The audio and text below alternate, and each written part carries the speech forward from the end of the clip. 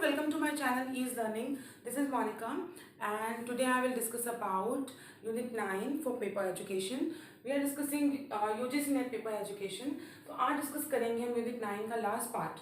उसमें जो quality indicators mentions हैं उसको डिस्कस करेंगे. 3 आपके क्वालिटी इंडिकेटर्स हैं. हायर एजुकेशन में क्वालिटी को मेंटेन करने के लिए कुछ एसोसिएशंस और एजेंसीज बनाई गई, उनको डिस्कस करेंगे. साथ साथ डिस्कस करेंगे. इंडिविजुअल क्लास में इसकी ले चुकी हूँ.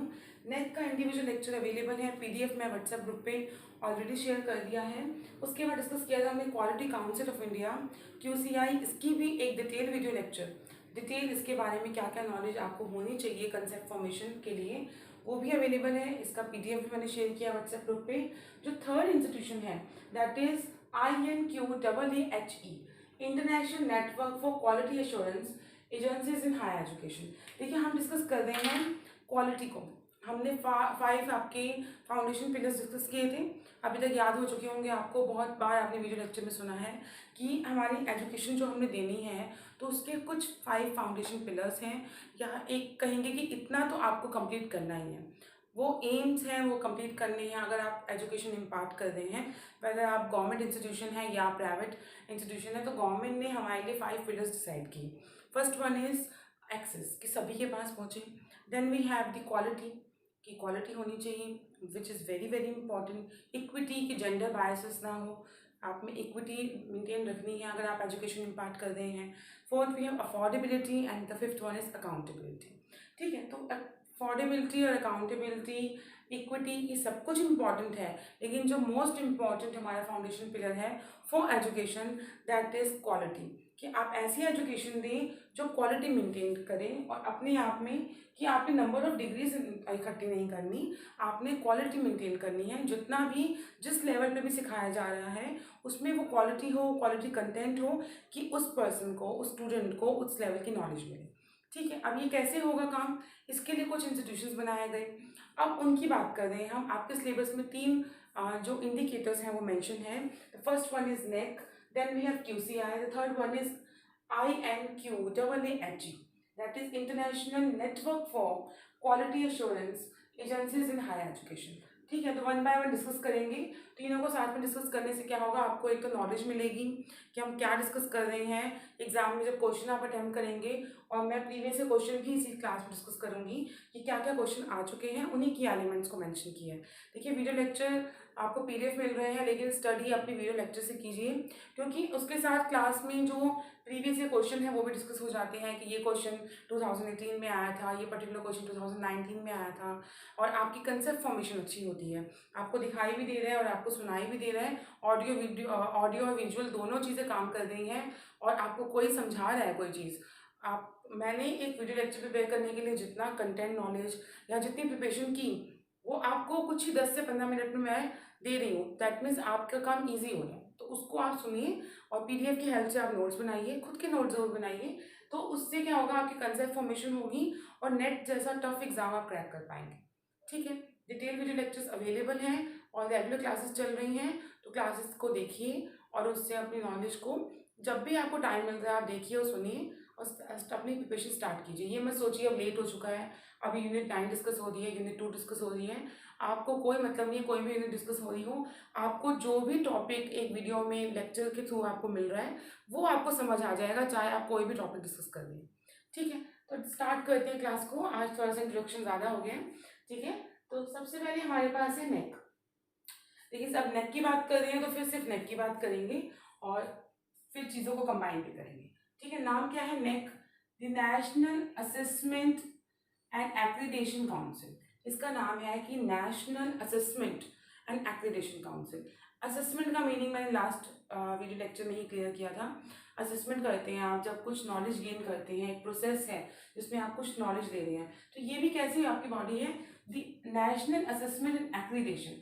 एक्रीडेशन को आप लिख सकते हैं मान्यता या एक स्टैंडर्ड फिक्स करना, एक्रीडेट करना. आपने किसी पर्टिकुलर चीज़ के लिए कोई स्टैंडर्ड फिक्स किया है और उस स्टैंडर्ड के अकॉर्डिंग वो चीज़ होनी चाहिए, तो उसे आप कहेंगे एक्रीडेशन. ठीक है, the national assessment and accreditation council government organization है in India that assess and accredits HEIS, that is higher education institutions कब इस्टेब्लिश हुई थी? 1994 में इस्टेब्लिश हुई थी। किसने इस्टेब्लिश किया था? यूजीसी ने इस्टेब्लिश किया था। किसने इस्टेब्लिश किया था? पेरेंट एजेंसी की अगर बात करें दैट इज यूजीसी। हेडक्वार्टर कहाँ है? बैंगलोर में है। कैसी बॉडी है? ऑटोनोमस बॉडी है, funded by UGC. UGC funds देती है ना, funded by UGC. Autonomous, autonomous मतलब जिसका खुद पे सारा कंट्रोल है, अपने रूल्स अपनी चीज़ें वो खुद बनाएंगे, तो ऑटोनोमस। ऑटो हियर मीन्स कि अपने आप ही अपने लिए वो काम करेंगे, अपने रूल्स बनाएंगे, अपनी चीज़ें बनाएंगे, ठीक है, जो भी उन्होंने जैसे भी काम करने हैं। काम क्या है इसका? क्वालिटी एश्योरेंस देना। बहुत ही इजी लैंग्वेज में समझ आएगा आपको।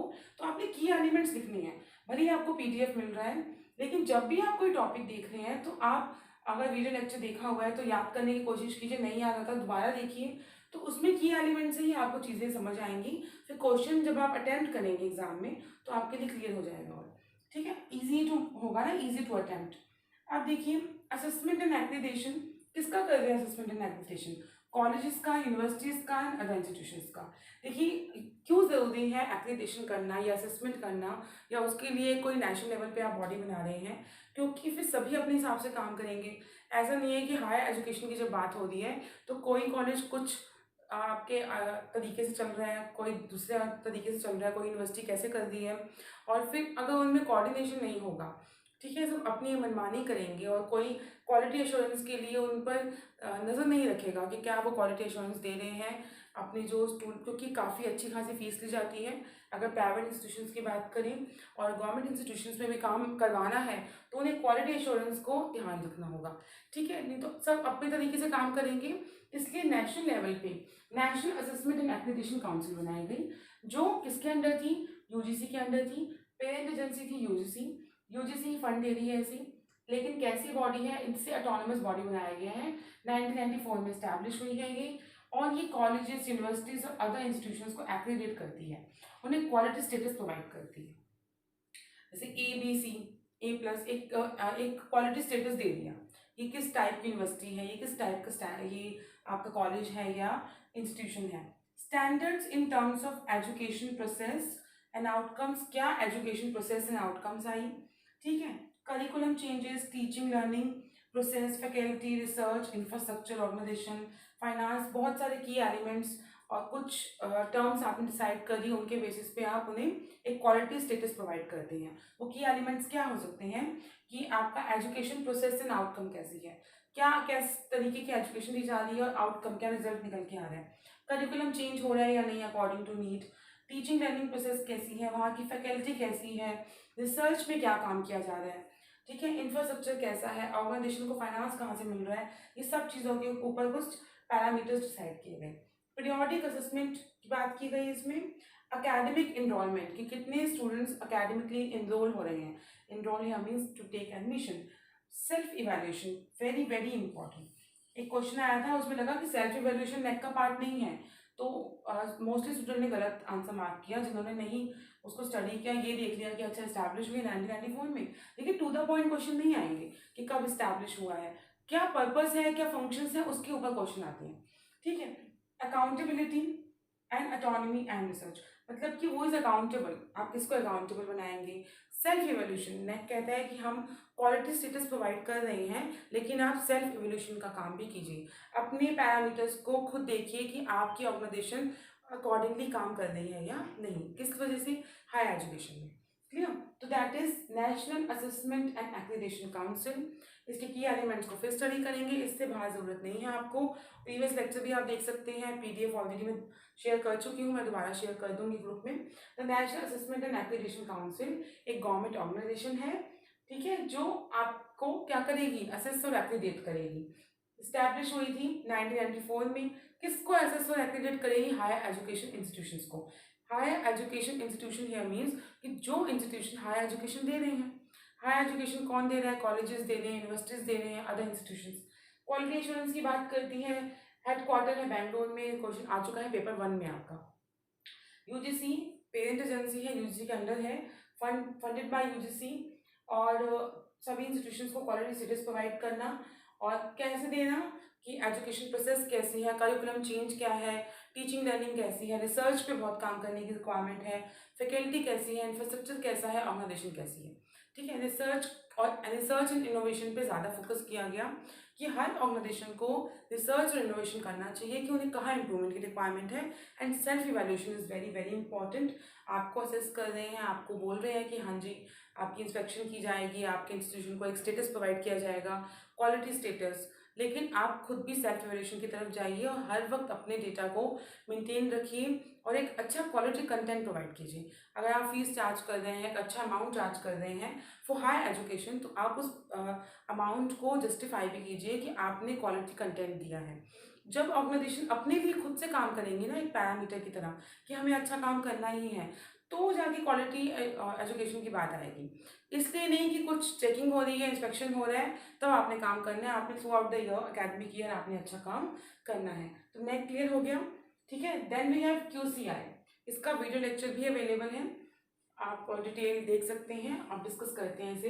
देखिए QCI quality council of India, नाम से मतलब समझेंगे, quality council of India national body है आपकी, 1997 में बनी थी। ये भी ऑटोनोमस बॉडी है। वेरियस सेक्टर, देखिए ये तो सिर्फ एजुकेशन सेक्टर की बात कर रहा है, ये आपका बहुत सारे सेक्टर आ जाएगा इसमें, education, health care, environment projection, ठीक है, वोकेशनल एजुकेशन, मतलब एजुकेशन से रिलेटेड तो है ही, फूड सेक्टर, जो आपका होती है क्वालिटी ऑफ लाइफ, सबकी बात करता है ये। क्वालिटी इंप्रूवमेंट और बेंच मार्किंग की बात की, ठीक है। बेंच मार्किंग दैट मीन्स एक स्टैंडर्ड है, आप इंडिया में एक पर्टिकुलर डिग्री ले रहे हैं तो उसका बाहर क्या रोल है, क्या वो डिग्री आपकी वैल्यूबल है, आपकी उस वैल्यू उस चीज़ में आएगी जिससे कि आप जॉब ले पाए। तो क्वालिटी बेंचमार्किंग की बात कर रहे हैं कि quality council of India establish हुई। ये आपकी एस्टैब्लिश हुई थी jointly by the government of India and Indian industry. Indian industry में आ जाएगा associate chamber of commerce and federation of Indian chamber of commerce of India and confederation of Indian chamber of commerce. तो तीनों से मिलाकर भी एक question आपका आया हुआ है ये पेपर 1 में, क्वालिटी काउंसिल ऑफ इंडिया स्वच्छ सर्वेक्षण सर्वे हुआ था एक 2017 में, वो किसने किया था, क्वालिटी काउंसिल ऑफ इंडिया ने, ठीक है। To build the capacity of other qualities of life, food sector, ठीक है, एंड एग्रीकल्चर, एजुकेशन, मतलब एजुकेशन सेक्टर के साथ साथ ये सभी सेक्टर में काम कर रही है, फूड सेक्टर में, एग्रीकल्चर सेक्टर में, और आपको एक बेंचमार्क दे दिया, एक स्टैंडर्ड दे दिया कि आप इसे मेंटेन करें। कैसे काम करता है, कौन कौन सी बॉडीज़ हैं और किस तरीके से काम करता है, ये ऑलरेडी मैं इसका जो डिटेल लेक्चर है वो मैं ले चुकी हूँ, क्योंकि इसमें मैंने उसे मेंशन नहीं किया already. Quality council of India, उसके अंदर कौन से बोर्ड हैं और फार्मेसी में कैसे काम करेगा, सब कुछ अवेलेबल है आपका प्रीवियस लेक्चर में। अभी के लिए आपको ओवरऑल नॉलेज अगर देनी है तो ये भी आपकी बॉडी है जो ऑटोनमस बॉडी है, 1997 में इस्टेब्लिश हुई थी by the government and the jointly by the Indian industry, ठीक है, दोनों ने इसे बनाया मिलकर। और इसका काम है क्वालिटी इंप्रूवमेंट की बात करना, एजुकेशन सेक्टर में भी, एनवायरमेंट प्रोटेक्शन में भी, फूड सेक्टर में भी, सभी के लिए, ठीक है, ताकि आप एक क्वालिटी मेंटेन कर पाएँ। और बिल्ड करना capacity of others quality of life, checking the products and services materials up to the specific standard. हम देखते हैं ना कि प्रोडक्ट और सर्विसेज पे एक ISA मार्क है, प्रोडक्ट और सर्विसेज को एक लेबल देना ताकि उस कैटेगरी में आए कि वो क्वालिटी प्रोडक्ट हैं, तो उन्हें एक क्वालिटी और स्टैंडर्ड प्रोवाइड करना, स्पेसिफिक स्टैंडर्ड देना, तो वो भी आपका क्वालिटी काउंसिल ऑफ इंडिया में आता है, ठीक है। अब देखिए next we have international network for quality assurance agencies in higher education.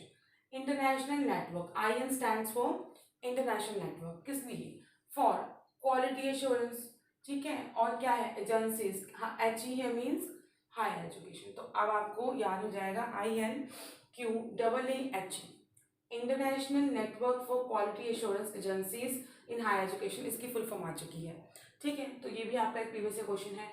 अब जो नाम है वही मतलब है, इंटरनेशनल नेटवर्क, ये क्या है, अब इंटरनेशनल लेवल पे बात हो रही है। 1991 में स्टैब्लिश हुआ विद ओनली 8 मेंबर्स, और टोटल मेंबर अभी हो चुके हैं, एक्सीड कर चुके हैं 300 से ज़्यादा। 2017 का जो डेटा अवेलेबल है according to this 367 members, okay. Distance of vocational education को भी ध्यान दिया, उसको प्रोफेशनलाइज करने की बात की। क्यों, is a community with shared interest, a common language, एक नेटवर्क है कि इंटरनेशनल लेवल पे 140 कंट्रीज के साथ आप कैसे क्वालिटी एश्योरेंस के ऊपर बात करेंगे, ठीक है। तो सभी रीजनल बाउंड्रीज को साइड रखते हुए, तो इसका रोल है कि एक कम्युनिटी बनाना, एक नेटवर्क है जिसमें हमारे पास 140 कंट्रीज के साथ हमने कॉमन इंटरेस्ट और कॉमन वैल्यूज शेयर कर रहे हैं। Discussion of global issues, very very important, global issues के ऊपर बात होती है to promote in advance excellence in higher education. ठीक है, ताकि हम क्या कर पाएँ, प्रमोट या एडवांस एक्सीलेंस। एक्सीलेंस कैसे आएगी, जब एक्सपर्ट बात करेंगे, एक्सपर्ट है जब आप इंटरनेशनल लेवल पे बात करेंगे। कभी आप सीनियर टीचर्स का एक जो होते हैं एक्सपर्ट्स, उनका कोई वीडियो लेक्चर या उनके कोई लेक्चर अटेंड करेंगे, कभी सेमिनार्स में जाएंगे, वर्कशॉप्स में जाएंगे, तो इतनी नॉलेज मिलती है उनके लेक्चर सुनने से।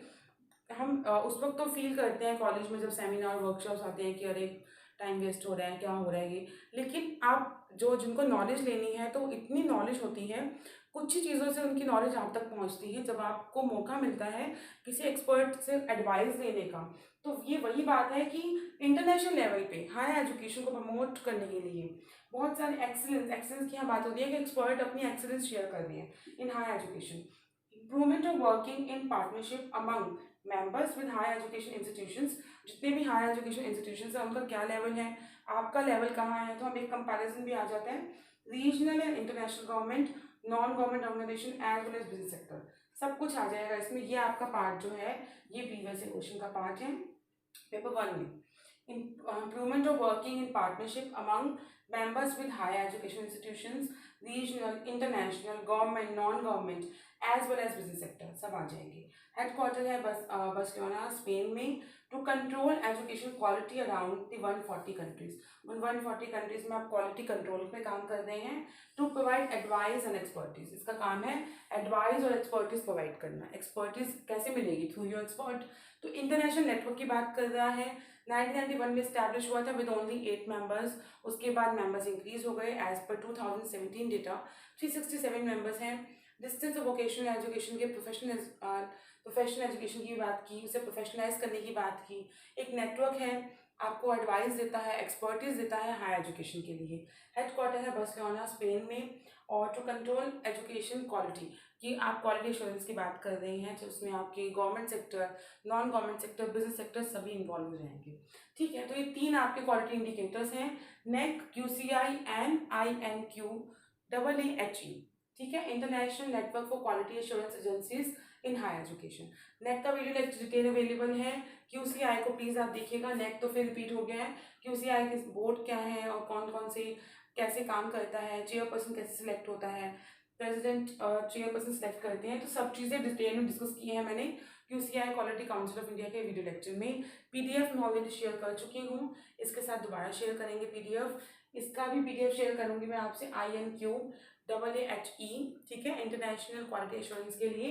तो ये बात ओवरऑल अगर हम देखें तो तीनों बात क्या कर रहे हैं, क्वालिटी एश्योरेंस की। ये हायर एजुकेशन इंस्टीट्यूशंस की बात कर रहे हैं, ये सभी सेक्टर्स, प्रोडक्ट एंड सर्विसेज में, फूड सेक्टर में, एग्रीकल्चर में, एजुकेशन में, सभी की।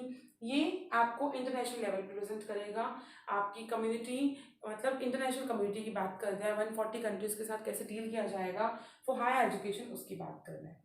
ठीक है, अब आई होप आपको वीडियो लेक्चर अच्छा लगा हो। डिटेल वीडियो लेक्चर अवेलेबल है, वो भी आप प्लीज़ एक बार देख लेना। और अब हम डिस्कस करेंगे, काफ़ी सारे टॉपिक रिमेनिंग हैं, उनको भी डिस्कस करेंगे हम। जितना भी आपके डाउट्स हैं उन पे मैं काम कर रही हूँ और साथ साथ वीडियोस प्रोवाइड कर रही हूँ। रिसर्च के कुछ टॉपिक रिमेनिंग है, उसके वीडियो लेक्चर अवेलेबल हैं और कुछ मैं अभी अवेलेबल करवाऊँगी। फिर हम साथ साथ प्रीवियस ईयर क्वेश्चन डिस्कस करेंगे, चाहे PPT फॉर्म में डिस्कस करें, चाहे क्लास में बोर्ड पर डिस्कस करें, तो प्रीवियस ईयर क्वेश्चन को भी डिस्कस किया जाएगा। कभी भी जो आपका एग्ज़ाम है अनाउंस हो, आप प्रिपेयर अभी स्टार्ट करेंगे तब जाके आप उसके लिए प्रिपेयर हो पाएंगे और एक कॉन्फिडेंस भी तभी आएगा, क्योंकि सिलेबस ज़्यादा है, टफ नहीं है, और टफ भी जो चीज़ें हैं वो डिस्कस की जा रही हैं। तो ज़्यादा होने की वजह से जब कंबाइन कर लेते हैं हम चीज़ों को, तो हमें लगता है कि कैसे करें हम। तो लेकिन आप डिटेल अगर क्लासेस लेते हैं और अपने कुछ खुद के भी नोट्स बनाते हैं, PDF से बनाइए, जैसे भी बनाइए, और वीडियो लेक्चर देखकर बनाइए, तो आपको कंसेप्ट फॉर्मेशन होगी। और जब धीरे धीरे कंसेप्ट फॉर्मेशन होगी तो यूनिट वाइज आप प्लेलिस्ट चेक कीजिए। ये ज़रूर किया कीजिए कि आप प्लेलिस्ट ज़रूर चेक करें कि आज एक प्लेलिस्ट आपने चेक करनी है, चाहे वो यूनिट 1 की हो। कुछ आपने देख लिया तो उससे क्या होगा कि इस फर्स्ट यूनिट में क्या टॉपिक है वो भी क्लियर हो जाएंगे, सेकेंड यूनिट में टॉपिक क्या है वो क्लियर हो जाएगा, फिर टॉपिक में क्या क्या बोला गया है, तो चीज़ें ईजी होने लगेंगी। ठीक है, तो जो भी नए हैं चैनल पे वो सब्सक्राइब कीजिए चैनल को, और अगर वीडियोस अच्छी लग रही हैं तो please do like share and comment. Thank you.